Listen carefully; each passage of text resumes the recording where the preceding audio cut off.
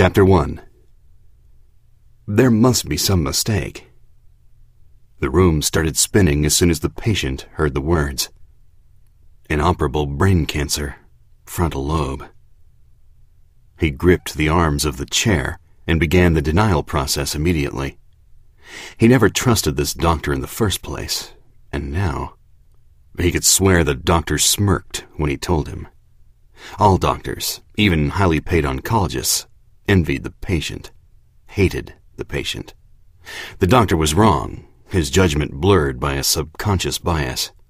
Men the patient's age do not get brain cancer, especially men who run 3 times a week and drink 1 glass of red wine every evening.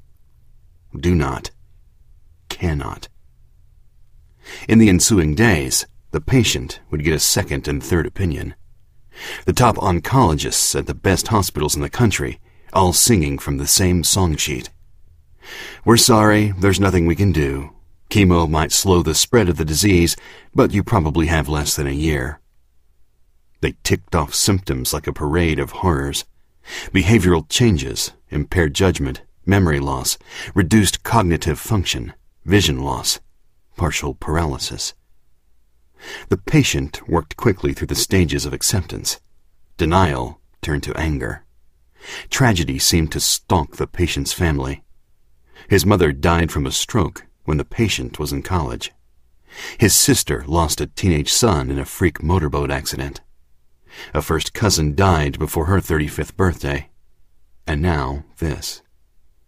But anger eventually gave way to grief, and then ultimately resignation, all within a span of 4 weeks. Yet he wasn't prepared for the last stage, and he couldn't shake the irony of it. Remorse. Nearly $1 billion in net assets that he couldn't take with him. Today, he would trade all of his wealth for 1 additional year. All the 80-hour weeks jetting around the country, the dog-eat-dog world he faced every day, the enemies he had made, everything he did to build the net wealth so he could one day retire early and enjoy life. And now, he had 12 months. He started getting his affairs in order. He signed a living will and durable power of attorney, spurred by the knowledge that he might lose his sanity before he drew his last breath. He changed his last will and testament 12 times, but eventually lost his enthusiasm for disinheriting the estranged children of his first and second wives. For the most part, they were young and firmly in the clutches of their overbearing and greedy mothers. No sense punishing the children. He changed it one final time and made each child a millionaire, even his rebellious 14-year-old daughter, who reminded him way too much of her mother. The one thing he couldn't prepare for preoccupied his thoughts day and night, night and day. He wasn't ready to face whatever lurked on the other side of death. He tried praying to some vague notion of God, but just felt silly. What kind of God would listen to a man who had spent his whole life denying that God existed? Yet the thought of stepping into the darkness of death without solving life's greatest mystery scared the patient most of all. If he were God, he would judge his own life harshly. Sure, he had accumulated vast amounts of wealth, but what good had he done? Who would say that life on earth was better because they had known him? The sad and honest truth kept him awake at night and haunted his daytime thoughts. Maybe there was still time. A lot could be done in 12 months. But even if he wanted to curry favor with God, how could he do that? He still didn't really believe that God existed. And if God did exist, which of the gods worshipped on planet Earth was the true God? It hit him while watching Survivor, nearly 4 weeks after the initial diagnosis. Life's greatest reality show. It seemed like such a deliciously good idea that it was either a stroke of genius or the brain cancer deluding him ahead of schedule. Powerful advocates for each of the world's major religions would be chosen as contestants. Their faith would be put to the ultimate test on a remote island. They would be forced into the trial of their lives, defending their faith against all challenges. The winner's God would gain a whole raft of new adherents, including the patient. He would donate millions to the right causes. The ratings for the show would be spectacular. The losers' gods would be exposed as impotent, powerless frauds in the face of death. Chapter 2. Nikki Moreno leaned around the folks in the back of the long line at the Norfolk Courthouse metal detector, propped her sunglasses on top of her head, and caught the attention of one of the sheriff's deputies.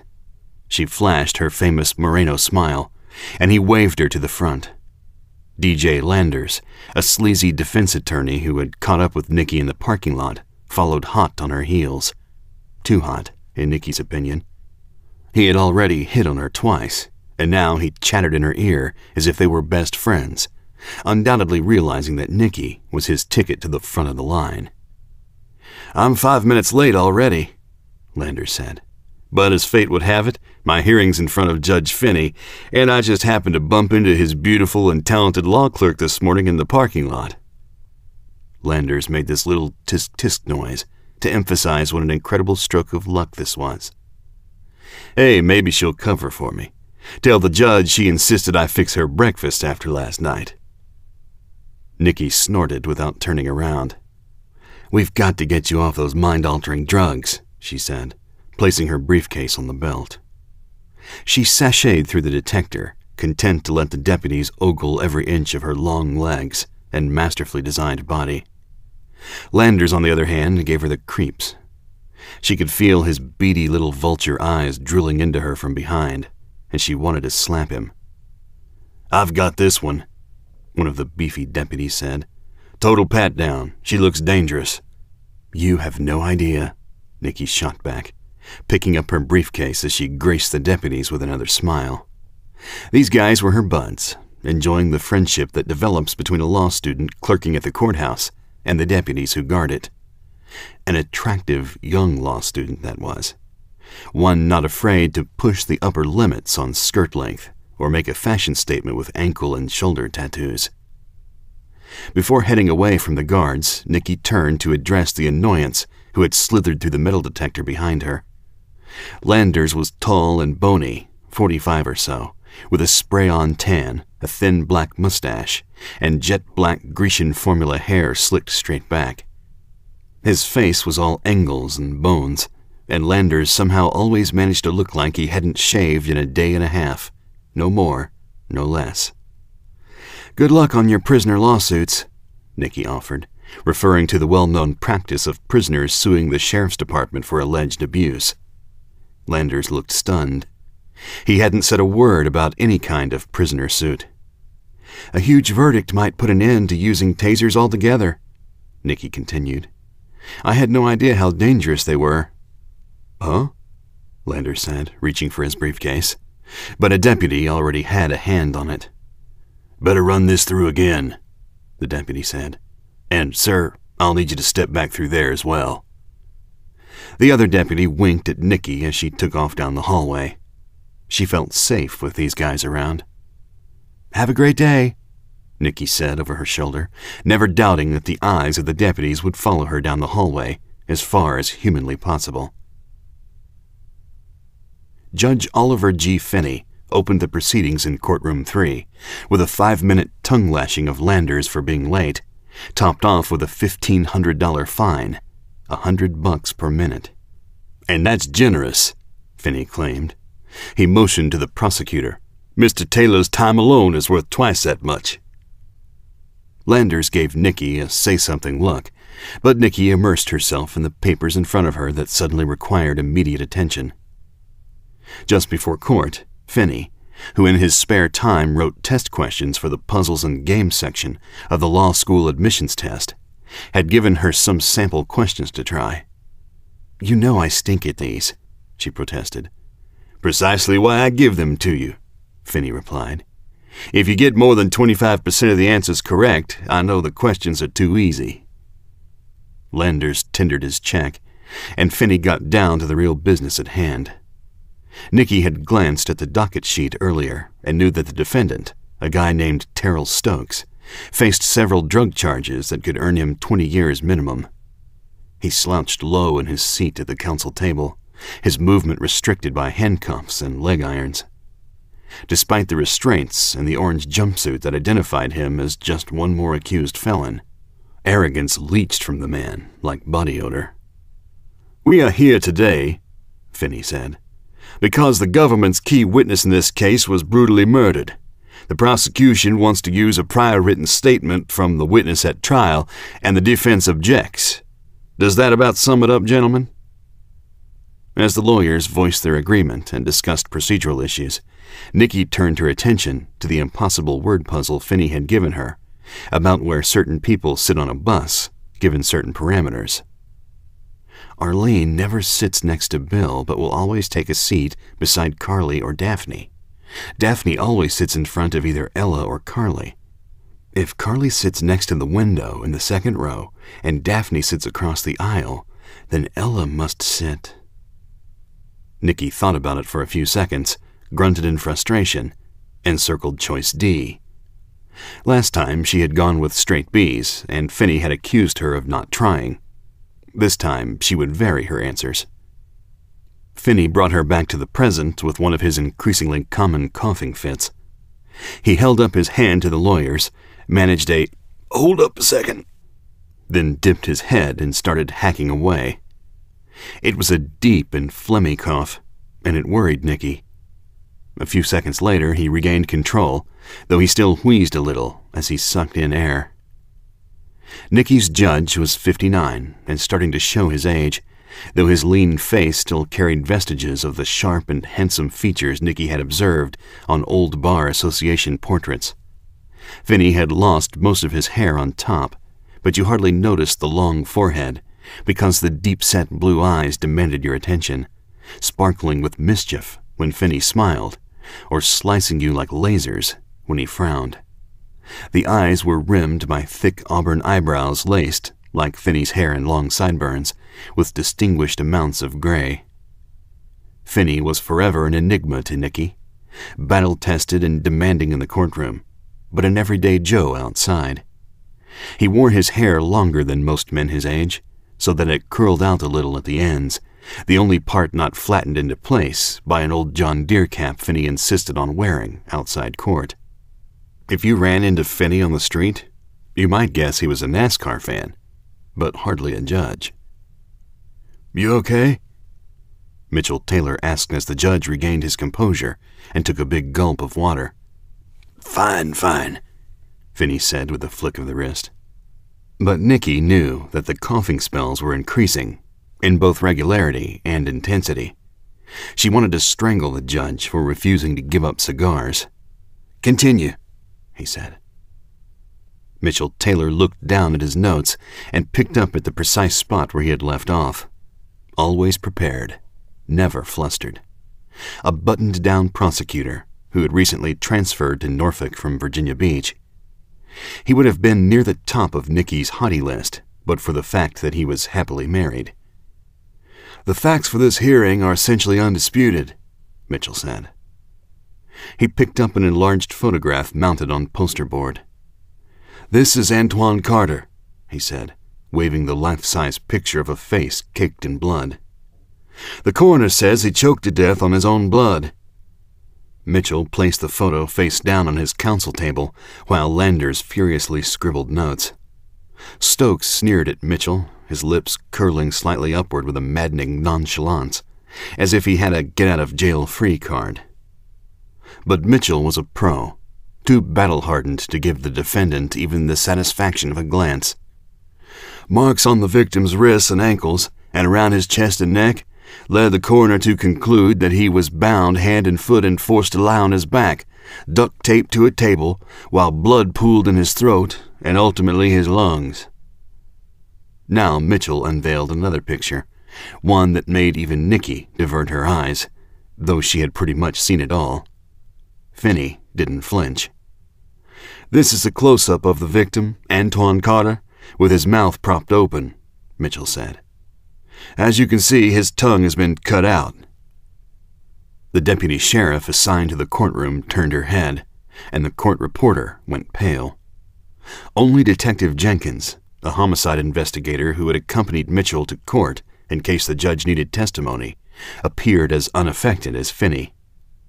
Nikke forgot all about where her hypothetical passengers might have been sitting on her hypothetical bus. Who would do such a thing? As if reading her mind, Mitchell grabbed a third blow-up from his counsel table. Even as her stomach tightened, morbid curiosity forced Nikke to keep her eyes glued to the young prosecutor and what he might reveal next.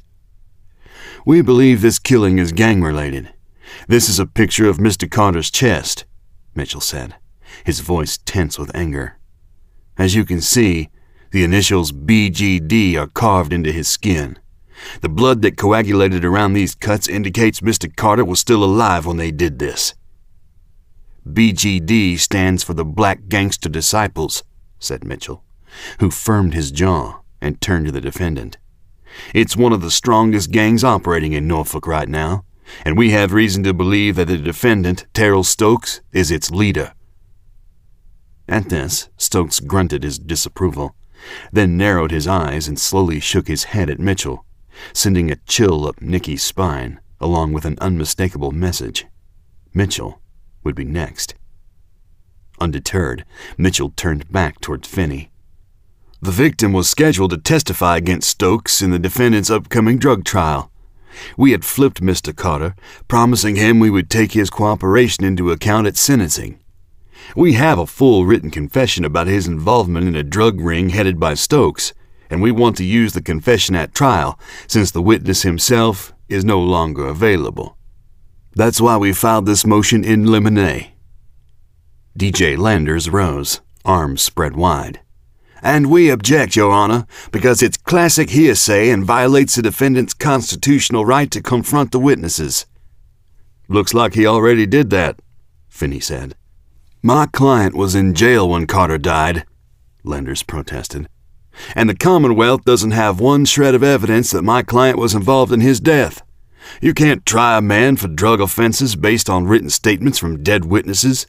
"You can when the defendant orders their death," Mitchell snapped, still standing like a Marine in front of his counsel table.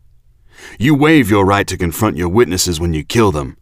If you kill them," Landers interrupted, "which, of course, didn't happen here." He turned to Mitchell.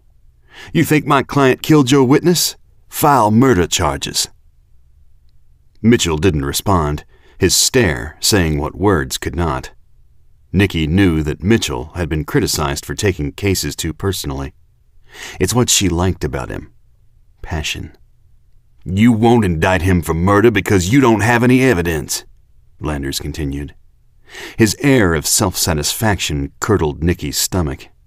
"So why don't you spend your time looking for Antoine Carter's killer instead of harassing my client with this baseless drug charge?" The muscles in Mitchell's neck tightened. "We searched the apartment for other suspected gang members. We found letters Stokes wrote from jail telling a gang member that Antoine Carter would be testifying for the government. A few days later, Carter's dead. What more do we need?" "Those letters, written by my client, show that he didn't believe Carter was a threat," Landers explained, his voice even. "They show my client believed that Carter would never cooperate with the government." "Right," Mitchell scoffed. "The letters go out the week of April 4th. The very next week, April 11th to be precise, Carter dies, losing his tongue in the process. What a lucky coincidence for the defendant." Landers stiffened, fired back a retort, and the insults flew. For the next few minutes, Finney let the lawyers spar themselves out, his chin resting on his hand like a spectator at a chess match. Finally, he banged his gavel. "Gentlemen, that's enough."